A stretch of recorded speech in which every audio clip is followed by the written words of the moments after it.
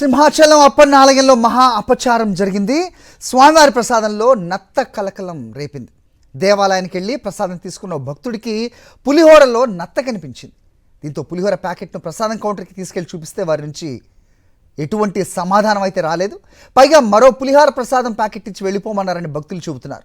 దీంతో నత్త వీడియోను సోషల్ మీడియాలో పోస్ట్ చేశారు భక్తులు. ఆలయ సిబ్బంది నిర్లక్ష్యంగా వ్యవహరించడంపై ఆగ్రహం వ్యక్తం చేస్తున్నారు. ఇకపై సింహాచలానికి వచ్చే భక్తులు ప్రసాదం తినేప్పుడు 1-2 సార్లు చెక్ చేసుకుని తినాలని భక్తులు సూచిస్తున్నారు.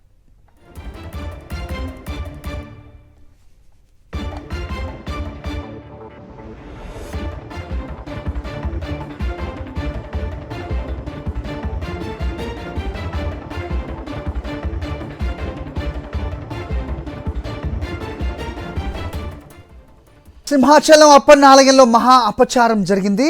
స్వామివారి ప్రసాదంలో నత్త కలకలం రేపింది. దేవాలయానికి వెళ్ళి ప్రసాదం తీసుకున్న భక్తుడికి పులిహోరలో నత్త కనిపించింది.